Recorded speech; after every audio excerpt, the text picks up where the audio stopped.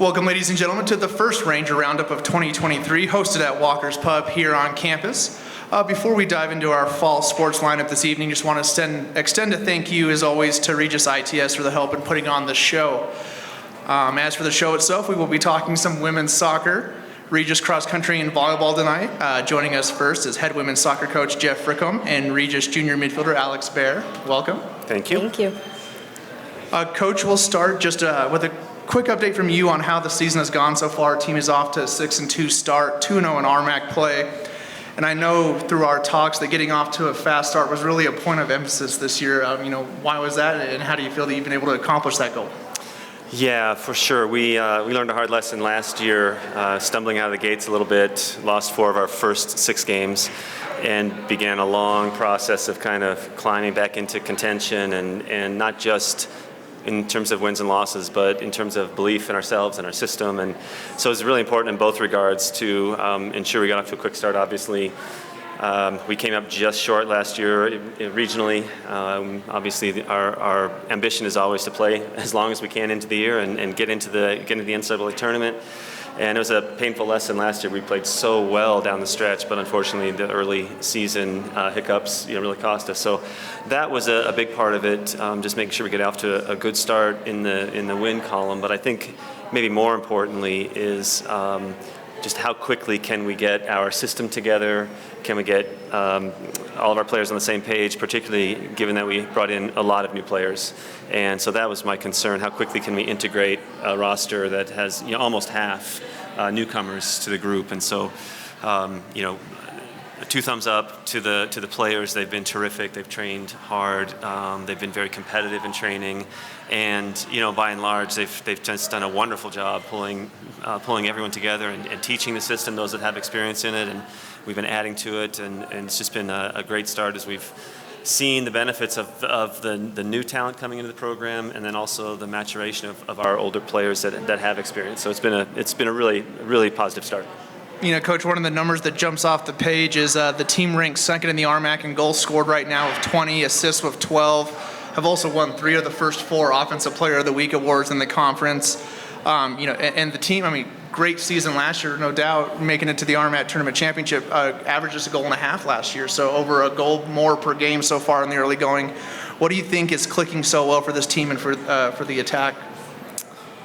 Yeah, I'm not necessarily surprised, but I'm really pleased, obviously, that we're finding the back of the net. And, and I should also say just credit to the players that we've been down in some games, and they've showed some real resolve to come back and score multiple goal games, which is obviously, hard to do.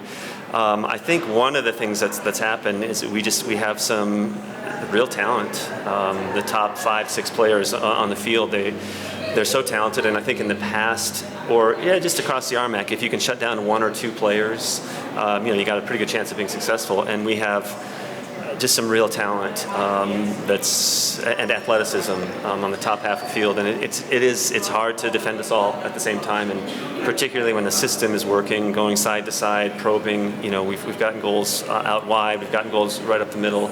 So I think in addition to having some really talented players that are hungry to score goals, the system is allowing us to be kind of multidimensional in the way we've been attacking, and that's led to some, it's just some really wonderful opportunities. And the truth told, and every coach would say this, but if we go back and watch the tape as we do, there's probably another 12 goals that we've left out there. So it's encouraging. It only gets tougher as teams begin to scout you and identify players who have the hot hand, so to speak, at the moment.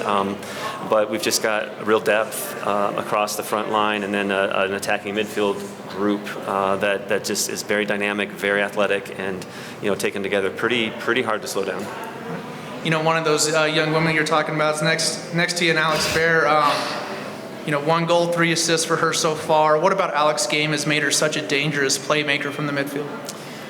Yeah, I could talk all night about what Alex means to the program. We use the word exemplar a lot, just in terms of how we play on the pitch, but how we carry ourselves, how we train, how we prepare, work ethic, and this one is just a remarkable ambassador for Regis soccer. I think Alex just doesn't stop. She just doesn't stop. And when you just put that kind of pressure on your opponent, we talk about dominating your space, dominating your area, dominating your opponent. And I can't really think of a game that Alex hasn't, just by sheer determination and will and an incredible fitness level, just wears down that whole half of the field that she plays against. She's very clean technically, opportunistic, shares the ball. 3 assists coming from a wide position is uncommon. And it's not just that she's there whacking balls into the middle. She's very thoughtful and integrated into our attack. So yeah, she's off to a great start. She's one of those unsung hero kind of players who just works and works and works. And I'm really grateful and happy for her that she's found herself in the point column a few times here, because she certainly deserves the recognition for the work that she's done. She has been terrific. Thank you. Elite celebration photo taker too. Some of our best images so far is Alex celebrating goals. Alex, you've learned a new system the last couple of years with Coach. How comfortable are you feeling now, and is the team feeling now in this system? I think, especially since my freshman year, it was a big learning curve, especially for my class, I think. And now the system that we've developed, we've been able to, I feel like we're so comfortable and confident in it. We're able to, we've been learning new presses a lot lately, and we're able to press in a lot of different ways depending on what our opponent is throwing at us, and we are comfortable doing whatever we can in our system that we have. And I think we're still growing. We're still growing in our system, but we're very confident. Anyone you ask on our team would say that they're confident in our system, I'd say, just because we've grown very comfortable in the positioning and the pressure that we've been able to put on people, as well as been able to take. Becoming second nature then? Because I know Yes. at least last year, at the beginning of last year, it was learning the system. There was some mistakes maybe that came out of being a little unsure of where the ball was supposed to go in the system, correct? Yes, for sure, yeah. It's becoming second nature for sure. Well, prior to getting this 2023 season underway, the team had the opportunity for a couple extra weeks of practice, a couple extra games when you guys went to the Costa Rica foreign tour. What was that experience like? This is questions for both you. What benefits did it provide on and off the field? And Alex, we can start with you, just what that experience was like. For Costa Rica? Yeah. Costa Rica was such a good trip. It was very good for us to bond as a team. I think while we were on that trip, being able to integrate all the new players that we have, just because, Jeff was saying, we have about half our roster is new, and it was so nice just to be away from everything. A lot of our phones weren't even working on this trip, and we were just able to get to know each other, and we roomed with people that we had no idea who they were, because we were kind of just thrown together. And I think that was a big step up for us, to be honest, to just spend that time together and get to know each other off the field as well as playing. And I think that is a great way to start this year for sure. So I loved it. For you, Coach, from a coach's perspective, what did that trip do for you guys on and off the field? Yeah, I think obviously from the coach perspective, being able to launch your fall season July 15th is really significant, to get those extra few days of training, and then the matches that we had in Costa Rica, and you just extend that over time. The number of topics that we were able to teach, to play around with in an environment where we really didn't have to win those matches, and no one was looking, no one's paying attention, your video isn't up on the internet. We just were able to have this sort of safe space to really put in the pieces of the system, the fundamental pieces. And so when training began for real, we were so far down the road.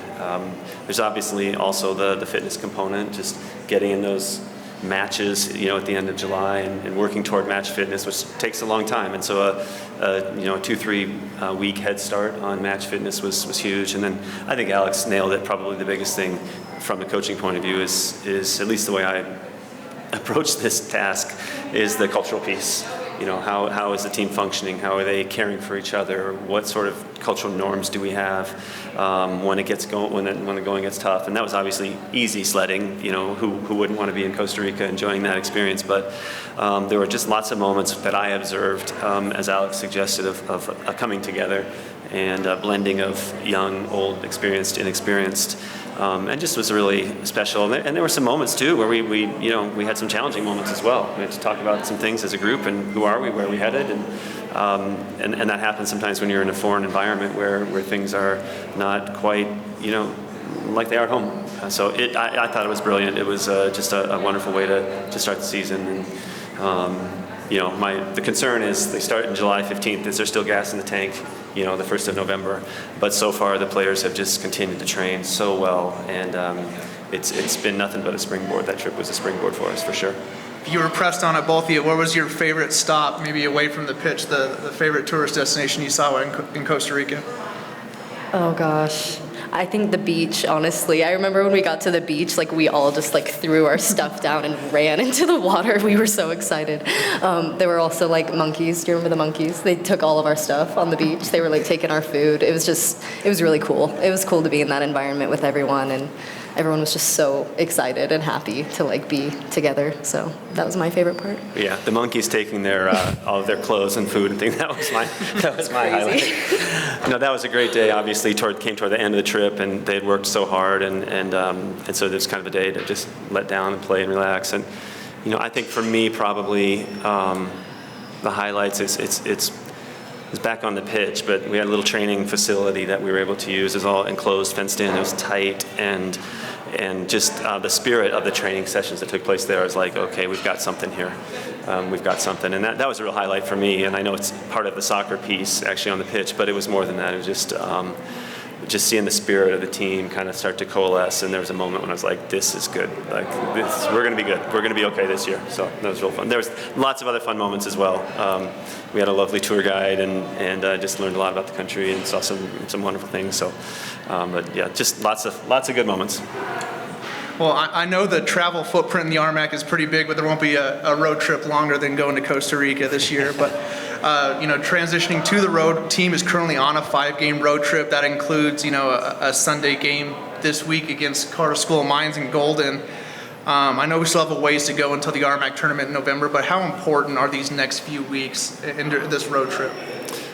Yeah, it's crucial. As soon as the schedule came out, and I looked at this weekend, I thought, wow, goodness, this will be the big test. We have to go on the road, fly to Salt Lake, play a game, stay the night, turn around, fly back on a Saturday, and then somehow prepare to play one of the top teams in the country in Colorado School of Mines.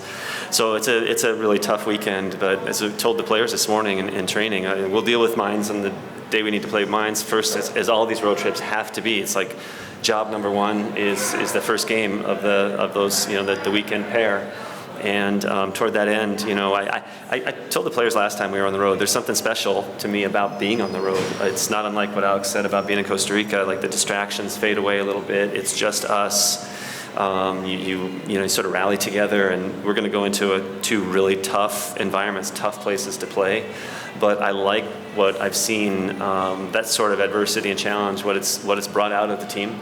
And this last Sunday was a good example on the road. Really difficult place to play, and to play well. We went down a goal, and man, they just turned up the volume and kept going. And so that was a really good sign that we're okay. We're okay at home. We're really good at home, and we can be really good on the road as well. So it's a massive weekend for us. You're right. The RMAC travel is tough. It's challenging, not only the quality of the opponents, but the distances. And so we're open to to kind of lay down the blueprint. Another good thing about the Costa Rica trip is we've been on the road for an extended period of time and figured out when the routine isn't set or changes every day, how much do we allow that to impact our preparation for the game and the moment when we need to perform, and I'm not in the least bit concerned about going this weekend in terms of what the travel will do to us.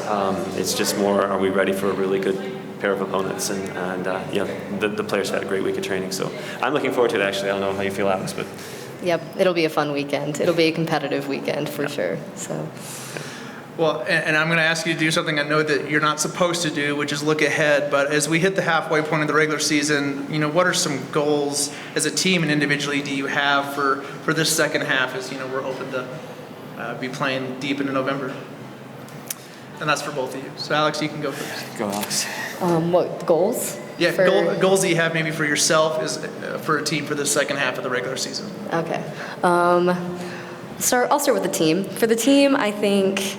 Obviously we want to get to where we've been the last couple of years. So I think just with this weekend, I think at least the way I think it, I think about it, I take it by weekend. But I think we just need to keep growing in our system that we have. I think we're still growing, like I said, but we're getting to the point where I think we are very extremely confident in the way we play and the way we play against different opponents, because there's obviously different levels in the RMAC, and This weekend's going to be a big one for us, I think. It could be a curve that we have to jump, and I think we just want to make it to that championship again. So I think getting through this first, like just the season part of it is a big thing. I mean, obviously you're ranked, and that depends on where you are in the tournament, but as the tournament comes, I think we just need to keep ramping up what our play is. I think we've done a good job at that the last couple of years, and we're able to kind of peak in that tournament, and I think that's a good goal, like as a team. She sounds like a coach. She does. So That's I why guess she's here. she funny. covered that. That's hilarious. What are keys from your perspective to accomplishing the goals that Alex mentioned about really hitting your stride at the end of the year and trying to make it to a third straight RMAC tournament title game? Yeah, I think she hinted at it. We talk about it all the time, jumping curves. About the time you feel like everything's going about as good as it possibly could go right at this moment, it's time to jump a curve and start over again. If you wait too long there, that curve is gonna start to drop. And so that's collectively, and that might be tweaking the system. That might be adding a tactical piece. We do have 3 or 4 pieces that we haven't added in yet as the coaching staff, and we'll get to those as the season progresses. As teams start to figure out us, we have to be a step ahead. So I think it's finding the balance of doing what we do really well on repeat, but then also adding new wrinkles and I think the biggest challenge for me, like if you had to sort of pin me down on one objective that we've got to nail, and that would be how to keep this fresh, motivating, exciting, and how can we keep the training environment what it has been up to now, which has been lively, I hope enjoyable for the most part, and competitive, while there's a good dose of learning taking place every day. So I texted a handful of players just the last few days, like better today than we were yesterday, and better tomorrow than we were today. That has to be our mentality, and just step by step, keep jumping curves. Little ones can lead to a big growth over time. So that's the plan. That's the roadmap. Well, we want to thank both of you for coming on, but before we let you go, do have a quick rapid-fire round of questions for you. So, Alex, we'll start with you. Favorite RMAC road trip and why?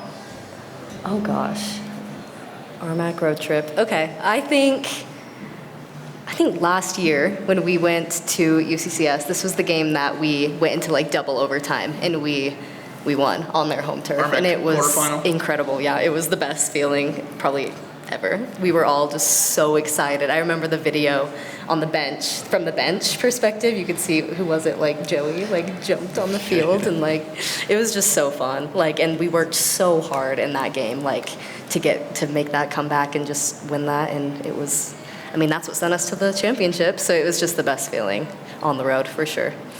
Well, I would have been wrong because I would have thought as a Utah native you'd have been looking forward to going to Westminster, maybe seeing some family this week. Looking forward to that as well. Westminster's always fun. What about you, Coach? Favorite RMAC trip and why? We haven't done it in a couple years, but I love the trip to Durango and Western, through Gunnison, Durango. It's just one part of Colorado to the far corner. It's lovely, it's beautiful, it's long enough to really feel like you get away. Good competition, good campuses. It always feels like you've gone somewhere and you're still in this beautiful state that we live in. And I love that trip just for the space that I get into just traveling across this beautiful state that we live in. As I worked down there, that was my own neck of the Yep. woods. It is beautiful, but man, you start missing city amenities, I'll tell you that. I bet. Second question, if you didn't play your current sport, what would have been your next sport of choice, Alex? Oh, that's a good question. I think, ooh, this is hard. I think I'd be a tennis player. Kind of random, but I think I'd be a tennis player. I used to play it, so I think I loved it so much. It's a unique answer. It's a great sport. I know, because it's hand-eye coordination, so it's kind of different than soccer, but yeah, I'd be a tennis player for sure. Awesome. What about you, Coach? Playing or coaching? Ooh. Both. Playing. I would be a hockey player. I'm born in Minnesota. I always wished I was a hockey player. Minnesota. Minnesota, yeah. I watched Fargo last night. Just little Minnesota nice. But if you could coach another sport, what would you be coaching? Probably basketball, just for the tactical piece of it, the strategy, the matchups. I love the thinking part of every game. That's why I love coaching this game. Just the matchups and the impact that you can have as a coach, sort of guiding the structure and the strategy. Alex, this one is just for you, but why Regis? What made it the right fit? What got you from Providence, Utah to Denver, Colorado? I think definitely, I mean, when I came, it was like in the middle of COVID, so I wasn't able to talk to a lot of people. But when I came, I loved the feel that I got even from afar. I could tell that there was really good chemistry within the team.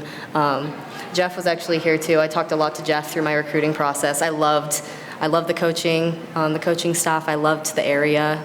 I wanted to get out of Utah a little bit, so that was part of it as well, which has been so fun. I love Colorado. But I think the biggest part was I could tell the team chemistry, even from far away. And I was right. Like when I came here, it's just the team's super close, and we all support each other. I also loved the academic side at Regis because I'm a nursing major, and it's really, it's like the perfect fit for me to be able to do both, do nursing and do soccer, and it's super, super awesome for me. Going to put that team chemistry to the test real quick. Who is the class clown on the team? Oh gosh. Oh, there's a few. There's a couple to choose from. Emma Longbreak. Emma Longbreak? Yes, I can Emma see. Longbreak. What about you, Coach? Who's the jokester? Emma would have to be on top. Alyssa Granos brings a unique perspective. I love her. She brings a lot to the team. And the last question, in honor of the 50-year anniversary of NCAA Division II, what do you think are some of the best qualities or a great benefit of being at the Division II level? Start with Alex. I think the academic side, like it's super, like I've talked to Jeff a lot about it, obviously, because nursing is a big commitment in addition to soccer, but the fact that we're able to focus a lot on that along with soccer and just be able to have that balance, I think is really good for a lot of people, especially on our team, because we have a lot of like science majors and just girls who are very invested and just want to do things even after they're at Regis. They want to keep going with school, and that balance is really awesome at the D2 level, I'd say. So. And what about you, Coach? I know you have experience with either sending kids to Division I. I think you've had kids play collegiate sports as well, correct? What is it about Division II that's maybe special that not a lot of people know, or maybe is one of the hidden gems about it? I think Alex nailed a big piece of that. Just the opportunity to have balance. We're talking to people that are interested possibly in coming here. We talk about providing a Division I soccer experience, but doing this in an environment that acknowledges and allows for the space to be fully human. What that means for an 18, 19, 20, 21-year-old young woman to just enjoy life fully. And so I also, maybe this is particular perhaps to Regis. I don't want to talk about other universities, but I think the part that I enjoy the most about Regis within the context of Division II athletics is being an institution and being in an athletic program that is a reflection of and exists within a context of clearly defined values. And again, I think Regis is unique in that regard, but I also think it can be it is a characteristic of the Division II level that your identity as an athletic program, as a team, a soccer team, is nested within the overall ethos of the community. And for me, that's been the biggest, the most satisfying thing about being at Regis in regard to this, this question is just, it's that balance in between. I've been in Division III environments, Division I environments, and now I'm kind of getting to sit in the middle where we can attract Division I caliber athletes, Division I, students. I mean, amazing students that are career oriented, but also are every bit as passionate about the game as you could find anywhere. And so that's the balance that has drawn me to this environment, Regis in particular. Well, again, I want to thank both of you, Coach Jeff Frickham and Alex Baer, for joining us. I want to wish you the best the rest of this fall. And then up next on the Ranger Roundup, we will be talking some Regis cross country. Thanks, David. Welcome back to the Ranger Roundup. Joining us now is cross-country head coach Evan Burbel, freshman Allie Brainey, and junior William Oates. Welcome, everyone. Coach, let's dive into it. If you could, just give us a little update on the women and men's programs through the first two meets of 2023. Yeah, so we've had some good meets to start out the year. We tried to begin before those meets with a team camp at the beginning of the year just to get on the same page from kind of a cultural perspective and a training perspective, and then we felt equipped going into those first two meets. Our first race was pretty good, and then our second race we saw even more improvement out in Nebraska. Well, Coach, on the men's side, I know you were really encouraged about the positive step forward out at the Greeno Dirksen and Lincoln 24 teams there. Yeah. What did that experience provide to the men's team? Yeah, I think the Greeno-Dirksen meet gave us a lot of confidence that we could go in and beat teams, and that's what we talked about at the beginning of the year was, we just want to beat teams. That's something that we've honestly struggled to do in the past, and so being able to do that at Greeno-Dirksen was great. And I think the most important thing was that we were the best team in the second half of the race. We passed more people than any other team, and so that showed their confidence and their patience and ability to execute. Will, for you, same question. You ran, about 46 seconds faster. I know going down to sea level helped a little bit, but against a really, really large field with 24 teams, over 300 some runners, what were you able to take away from that meet? Definitely, yeah. There were some top teams there, so everyone raced really well, myself included. Definitely dropped out on some significant time. It's not exactly where I want to be. I think we still have a long season ahead of us, and we'll be able to put down some even better times, but it's a step in the right direction, and I'm excited for where we can go from it. Allie, you ran a PR in the women's race, led the team in the 5K, 34th out of 133 runners. What did you feel during the race? How did it compare against running here at altitude? I felt really confident. I feel like my training, I can really feel improvement. I'm super excited to see where the rest of the season goes. We still have a lot of time to keep training, and I'm after that Regis record, so I'm just going to keep working towards it. She's hunting the 5K record? Absolutely. All right, Coach. Well, I'm going to ask you about her now. What have you seen from Allie so far? Really great start to her career. Had a top 25 at the UCCS Russ Buster, then beats 100 runners out in Lincoln. Yeah, her race down at the Greeno-Dirksen Invite was awesome. She went out pretty aggressive and showed that she could hang in there. First mile, I think, was a 6:07, and so she comes across the line. I'm like, all right, that's pretty quick. We gotta keep that. And so I think she showed that she could keep that up. So I was really impressed. And even more than that, her practices have been great. Her workouts have just continually improved. The stuff that she was sending me over the summer, and then all the way into even this week, I've just seen so much promise. And so that's why we believe that 5K Regis record is very attainable within the next couple weeks. Not even waiting to sophomore, junior year. She's going to try and get it in a couple weeks, huh? Yeah. All right. Yep. Allie is one of 5 runners on the women's team who's an underclassman, sophomore or younger. How valuable is this experience for young runners right now as you try and build the program as it continues to grow? Yeah, I think the great thing about having younger runners is that I get to have 4 or 5 years with them. And so, maybe in some ways, if we're young, we're not as developed as if we were an older team, but the opportunity to be able to train these runners, have them for a long time, is really helpful. And I think that's the most important part in our sport is just time. Like, if you can just put down consistent training blocks, then you will be good. So since we have a pretty young team, I'm excited what the future holds. And then, Allie, what has it been like so far in your shoes as a young runner, young leader, is part of a building block for this program moving forward?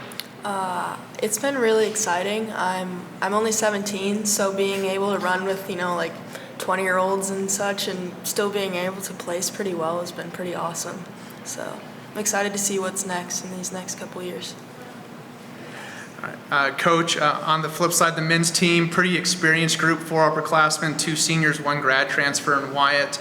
How valuable has that experience and leadership been on and off the course during this building process? Yeah, it's been great to have the upperclassmen on the men's side that they can just kind of guide the team and even help me from explaining how the past has been, what's worked, what hasn't worked. And so I have people to look to, when I have questions or when there's, underclassmen that don't know what's going on or where they need to be. And so having that guidance and that leadership from, Judd and Wyatt, Will, Aaron, has been really helpful. Will, as one of those upperclassmen now in a leadership role, how has that transition been going from, kind of your freshman, sophomore year being a part of the team to now shifting into more of a leadership role as you hit your junior year? Yeah, definitely the team has progressed a lot in these past 2-3 years. I think the benefit now for having a lot of upperclassmen is we have a really strong leadership on the team. We all are really acting cohesively and working as a team to kind of achieve a common goal. At practice, does this guy still have it? Those that don't know, Evan's former 2-time All-American at CCU. Can he still run a little bit? Oh, I mean, he'll pace us through everything. He'll push us to our absolute limit, and he's a pleasure to run with. Well, this question is for all three of you. With the RMAC Championships now less than a month away, what are some goals that you've set for yourself and set for your respective teams? Allie, you can start. A big goal we have for the team is to beat teams at the championships, and I think we just really want to see each other succeed and kind of just grow as a team because we're just trying to kind of build back up, so it'll be a good start for us. Will, for you in year 3? Yeah, I mean, a month doesn't really sound too long, but we have a lot of work to put in. I think staying healthy and keeping our eye on the goal, like Ali said, just beating teams and trying to do as best as possible is the main goal. And then, Coach, when you look at it from a broad perspective of the women's team and men's team, what are some goals that you have set for each of them as we head into October? Yeah, I think, like they said, we're going to try to take a shot at RMAC teams on both sides. And then from just like an optics perspective, running with patience, running with composure, executing the race plan is what I want to see. Anyone can go out fast and anyone can lead the pack for the first 1 mile, but how can you run the last mile? How many people can you catch? And so, I want to see us run with patience at the championships. And then, Coach, to circle back to the beginning, I know you got hired in the summer, first year of the program, a ton of success as a student athlete, as an assistant at CCU. But when it comes to off the course and building a culture, what are some pillars? What are some things that you want to see and you like to instill in the program as we move forward? Yeah, I mean, I've been so blessed to be welcomed by all these men and women on the team. I think that I'm looking for, honestly, being friends and supporting one another off the course. I mean, you spend so many miles training together. Like, can we be a team that encourages one another and that has fun together? Distance running is a very odd sport, and it's one that not a lot of people understand, which makes sense. And so creating an environment that's enjoyable, where we're getting work done, but we're enjoying what we're doing is really important to me. And I think that the men and the women are both doing that really well right now. All right, thank you. Well, before we let you go, we have the rapid fire round. You guys do have the advantage of seeing women's soccer do it first, but a little different for cross country. Favorite course and why? Allie, we'll start with you. I'd say my favorite course was Nebraska. I was not expecting to be able to go that fast. The course was definitely tough, and I was not thinking it would be good enough for me to do well. So I think it was really good to go out there and race some teams we'll probably never race ever again. So yeah. What about you, Will? You have a little experience. You've been around the country a little bit. Where's your favorite place to race? Yeah, so my favorite race is probably the UC Riverside. It's a sea level, so I mean, so much oxygen down there. It's hard packed dirt, so it's a really fast course, and everyone I've raced has set a PR there, so it's fun, it's fast. It's in California. All right. Well, Coach, even thinking back to your running days, where's the favorite place you ran and why? Man, that's a tough one. I think Boston University indoor track. That's the place where multiple, American records have been set. So being out there, running on that track has been amazing. But I will say, I'm hoping that our meet in Alabama in Huntsville in 2 weeks will be a new favorite for us as everyone tries to go down to sea level and set personal bests. All right. Allie, first, if you didn't play your current sport, what would have been your next choice? I feel like I could crush some lacrosse, to be honest. You're at the right place for lacrosse too. I know. Maybe I picked the wrong sport. Who knows? Sarah has to wait a couple months, right? Yeah. All right, Will, what about you? I mean, I'm not someone who's extremely coordinated or anything, so growing up in California, I'd say surfing. It's going to be unique. I can't stand up on a surfboard. I wouldn't know the feeling. I have a feeling I know yours, Coach, because I've seen you hoop a little bit. Is it basketball? What's the sport? I think it would be basketball. I will say I also love watching the UFC. So if I could put on some weight, then maybe I would do that instead. I can't see you throwing punches out. I can't. Man, we got to spend more time Let's stick together. to basketball and running. I don't want to see you angry. You don't want to see the Hulk when he's angry. That's right. This is just for you two. Why Regis? What made it the right fit for you? The main reason I picked Regis was for the academics. The nursing school, I'm excited to be in that, but I'm also just excited to see where this team goes. We're in a building process, so I'm super stoked to see how it ends up, and I just want to be a part of it. So. For you, Will? I also picked off of academics, and also in Colorado as a runner is kind of you can't beat it. It's probably the best place to train. So that and academics is my main choice. All right, Coach. Well, this is for all three of you. You can tell on your teammates. Who's the class clown on the team? Definitely Judd. Yeah, Judd Ogle. Judd? What about on the women's team? I think we need a class clown. I think that's what I'm going to be recruiting. They're too serious? Yeah, we're too serious. Okay.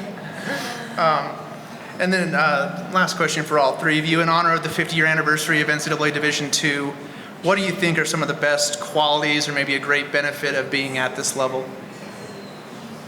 I think you can still be pretty serious about the sport, but you can still be really serious about academics. It's a very good balance between the two. You don't have to be too focused on one or the other. You're able to focus on both. Yeah, kind of piggybacking off of that, it's really healthy balance. You don't have to sacrifice one over the other. You can kind of excel at both of them. And then, Coach, you have a unique experience now coaching at this level and being a student athlete at this level. What is it about Division II that drew you here and kept you here? Yeah, I think when I'm recruiting people, I tell them, when you come to Regis, you're not just a number. I'm going to get to know you as a person, as an athlete, and the small team size right now has allowed me to connect with people. I mean, I think having coffee is not unheard of, like lots of time just talking with these student athletes and trying to help them become better people outside of the sport, and get to do that at the Division II level, which is awesome. Well, again, I want to thank you, Coach Roble, Allie, Will, for joining us. Best of luck the rest of the fall. We'll be watching. And up next on the Ranger Roundup, we will be talking to volleyball head coach Joel List and Haley Kennedy. Welcome back to our final segment of the Ranger Roundup. Joining me right now is head volleyball coach Joel List and graduate student defensive specialist Haley Kennedy. Welcome. Thank you. You're welcome. Thanks, David. Coach, just jumping right into things, the team is currently riding a 5-game winning streak, ranked 13th in the country, undefeated to begin RMAC play. That's not too shabby, huh? No, I'll take it. I'll take it any day. I think, we're off to a good roll here. Scheduled as tough as I could early on those first 2 non-conference weekends, and now that we're in the conference, I think it has paid off. And then, what are your thoughts on the 4 weeks? You mentioned how difficult, especially the first 2 weeks, were of the tournament that you went to, and then hosting Colorado Premier Challenge. But what are your thoughts on how the team has played? What progress have you made in these first 4 weeks? Yeah, because we had to come back, and as being a fall sport, you got to figure out how to play really quickly. And then we played some tough competition out in California. Had 2 losses out there that meant a lot to us. Then going into Premier, where we've invited a lot of the best teams in the country, and so we made adjustments, and it came to fruition, and went 3-1 with our Premier, and continuing to make adjustments and improvements. Even today, we talked about that right as we left practice, about how we aren't quite where we need to be, but we are still improving. So I'm happy to have us where we're at. This team had the luxury of bringing back 11 players, including the young woman to your right from last year's team. What role does that kind of experience and continuity have on the volleyball court? I thought it showed a lot last week when we went down to Highlands, and they had a very young team, a lot of freshmen and sophomore, and you could tell that we were way more composed at the time. And the difference from last year to this year is you have a bunch of seniors now who really want to have a good senior year, whereas last year maybe they didn't have that internal drive, but it's definitely noticeable this year. So having 11 people back, and Haley being part of a team that made a Final Four is important, because she knows what it took to do it before, and that's another goal of ours this year. And so she can kind of guide the younger kids on the team about what it does take. And so we're on that journey right now, and it's exciting to see. Haley is a player that's on the court of how much you guys are out of system chasing balls. Where does that continuity kind of in comfort level come with playing with someone for 2, 3, 4 years? Yeah, it's huge, definitely. I think it's really important to build those connections early with your teammates. Mar and I being here for 5 years, we've definitely built that connection and continuity. And then also bringing in those freshmen and really bringing them into our family and helping them understand their role. And just overall, it really helps with that communication on the court so we can execute. Coach, one of the words I think we've used the most so far this fall is efficient. Team currently ranks second in the RMAC in hitting percentage, leads the conference in blocks, and lowest opponent hitting percentage. What are some of the main factors that go into those numbers and efficiency? They could probably rattle off all of those same numbers because I feel like it's important. If it is an analytical game and you look at the numbers, we need to be at certain levels. And so even today in practice, we have to hit those numbers, and they know what those numbers are. And so we stress it a lot in practice. We don't want to give our opponents any points because the better the opponent, the less points they're going to give us. So we stress it, and the first 3 matches in conference have been pretty good as far as that. Early on, we weren't as efficient as we needed to be, but as we play tougher and tougher competition, you can't afford to give up errors. And I know being tough at the service line plays a big role in that and is a key to your guys' success. And Haley's been one of the best. Leads the team with 14 aces, had scoring runs of 11-0 and 13-0 against Black Hills. What makes her so effective as a server? So she has a left hand that helps that she serves with, and she serves from that side of the court. Her serve, she's been able to perfect an ability to put it in the right spot. So our volunteer assistant, Paul, is the guru of serving. So he analyzes who we need to serve, what's Haley's best serve, and then kind of meshes those two. And so those runs are special feats. I think our record in the 18 years I've been here is 14 in a row, and she about hit that twice in one match last week. And so she's consistent, and she goes back there and focuses, and she has one of the best routines, and she repeats that routine, so that it makes her a better server. That's a perfect segue. It's almost like you're reading my cards, Coach. As I was about to ask Haley, take us through your mindset at the service line. What's your plan of attack? Without giving away too much of your secrets, but what are you thinking? How do you mix things up? Is there a player you want to attack? Is there an area of the court you want to attack? Does it change each time you're up there? Just what's your mindset when you go back to serve? Yeah, so when I go back to serve, I actually do the exact same thing every time. So I look at Paul, he gives me my call, and then I do 6 bounces every time, and then I take a breath and go out there and serve. And I think it's something that's really important too, is having positive self-talk. So going back there and not thinking negative thoughts, being like, I'm going to get this ball in. I am excited to serve. Not thinking like, oh, I don't want to miss the serve or I don't want to hit it out. So I think that's really important. Well, Coach, Haley has a pretty demanding position, patrolling the back row for digs, serve, receive, serving, setting if Mara had to dig the ball. What makes her so successful and versatile? And I imagine that great ones are hard to find. Yeah, and they're hard to recruit too, because with a defensive specialist, you're out recruiting, and they, in my mind, a really good one is hard to notice because balls are coming to them because they've prepared themselves, put themselves in a scenario where the ball comes to them. It's easy to see the ones that fly all around everywhere, but that's because they didn't do the job they needed to do before it got there. And so she's done a really good job of preparing herself to get all of those digs. She's athletic. She actually touches as high as some of our hitters in the front row. She can jump and touch as high as they can. She was a hitter in high school, and so she's played several positions, and that helps her in the back row. And so serve, receive, her serve, digging balls. But one thing that she's usually proud of is cover. So when our hitters go up and hit it into a block, she has to cover that ball. And it doesn't go down as a stat anywhere, although she's petitioning that it should be called a dig. Right now, we're going to say it right now. But those keep the ball in play, and they should be recognized for. So it's a thankless position, but we definitely need people like her on the court. Another thing for us statisticians to call out the stat real quick, right? The cover. And by the way, I looked it up. Haley's sitting 7th all time in digs right now. She had covers. She's probably our record holder right now. But Haley, what's your favorite part of that job description? Is it digs? Is it aces? Is it assists? Is it the maybe dig kill that happens every now and then? You get the statue of a kill. Pass kill, yeah. Oh, the dig overpass is so fun. Yeah, that's basically when they hit and you get a good dig and it goes over and everyone can't get to it and it goes down and it goes in as a stat as a kill for me, which is pretty cool.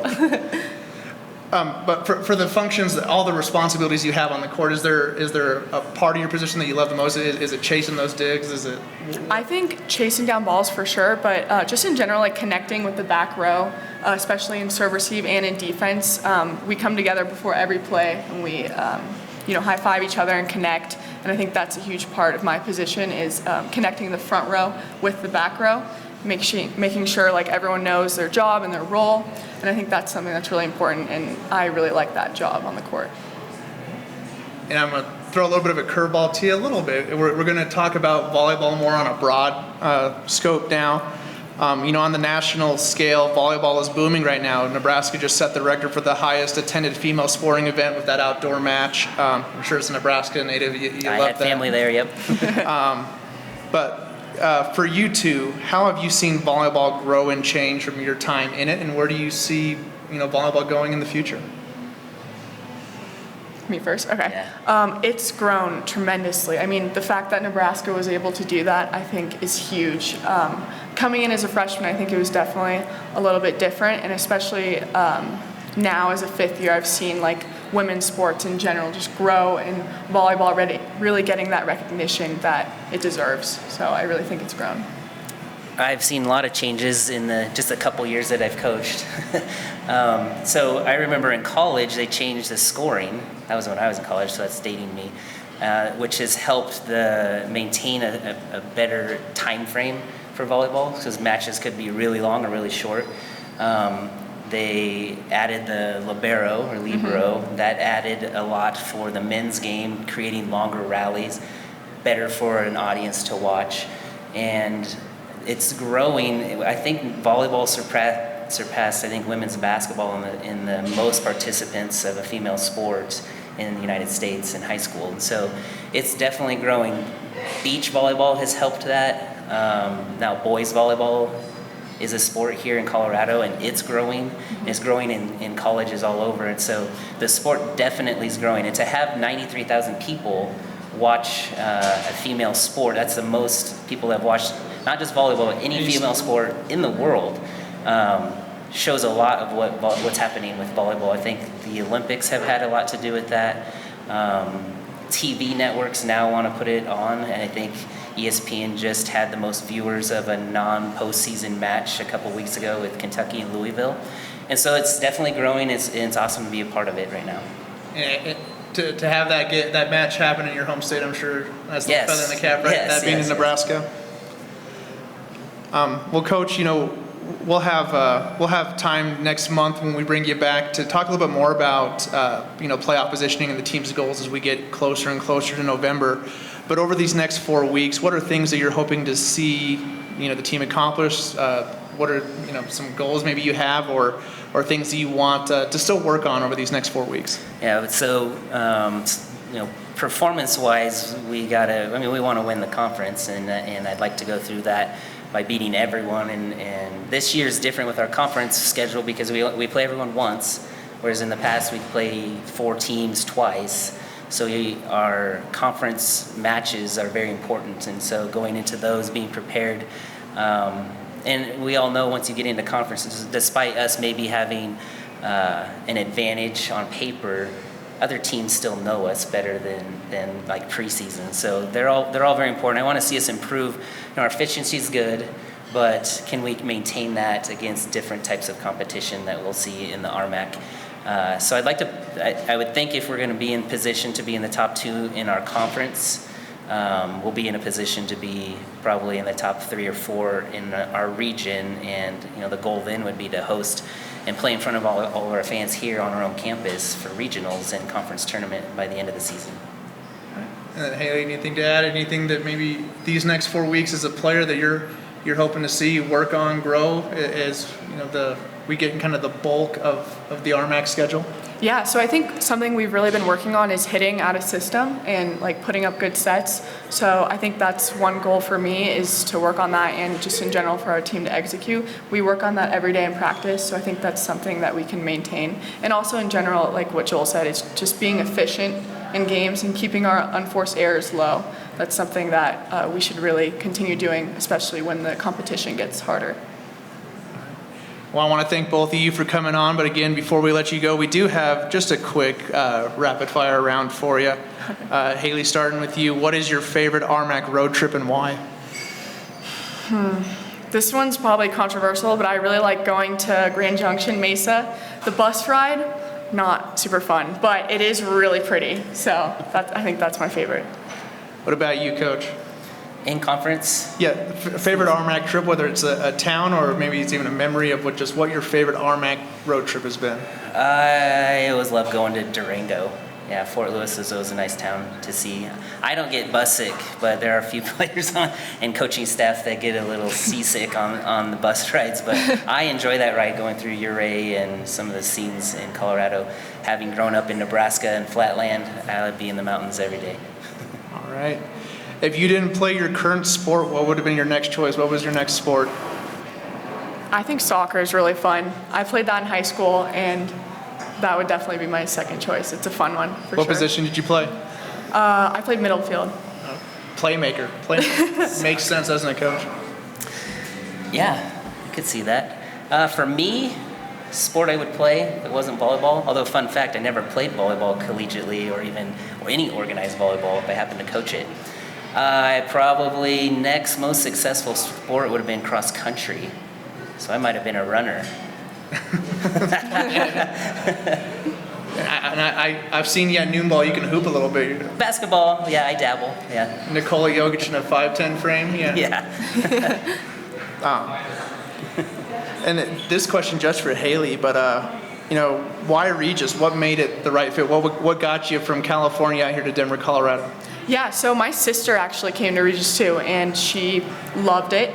So I came out on a visit, and immediately, the coaching staff is amazing. That's the main reason why I came, and also the players are amazing. They took me in right away and were really nice. The academics at Regis are also great. I'm a STEM major, and I think our biology program is really good. So I think those are the three main reasons. Awesome. I'll brag on her a little bit. She's already been invited to be interviewed a couple times. She wants to be a PA. So she's been interviewed at PA schools already. Congratulations. That's Thank awesome. you. All right. Next question. Who's the class clown on the team? And if this is not Coach Martin, I'm going to be surprised. But who is the class clown on the team? Oh gosh, I would say Bree. Do you agree, Joel? I knew he was going to say that. It's either me or Bree. Yeah, her or Bree. For sure, class clowns. Yeah. And then the last question for you both. In honor of the 50-year anniversary of NCAA Division II, what do you think are some of the best qualities or a great benefit of playing at the Division II level? Yeah, so I would say just being able to be good at your sport and love your sport and be competitive, and also be able to work hard in academics and really have that balance. I think that's really important and something that you get at the D2 level more than the D1 level. Yeah, I think that balance is important. We're fortunate here at Regis to be supported well with athletics and to be able to be successful, combined with the ability to have more of a social life, to having the opportunities. Like for her, she's also an EMT and had the ability to take night classes because her schedule wasn't so rigorous. And then being successful on the court, combined with those two, then she's going to be a really successful person in life. And I think D2 enables you to combine both of those things. And one of the things that really that's been great since I've been here too is just how good the volleyball is now in the state and at Division II with MSU Denver down the road, who was ranked number 1 at West Texas in our region. Us, CSU Pueblo getting better. Just how good is the volleyball Division II? Yeah, volleyball specifically for us is great, and in the spring we're able to scrimmage some Division I schools, and we beat some of them. Yeah. So the competition level, despite a label of Division II, is still at a high level, and so our athletes can experience that as well. Well, again, I want to thank both of you for coming on, and we'll see you next month, Coach, when we have volleyball again. But that'll do it for our September episode of the Ranger Roundup. I want to thank our coaches and student athletes for joining us, as well as Walker's Pub and Regis ITS for letting us put on the program each month. We'll see you in October when we talk some men's soccer, Regis golf, and volleyball. Thank you. Thanks, David. Thank you.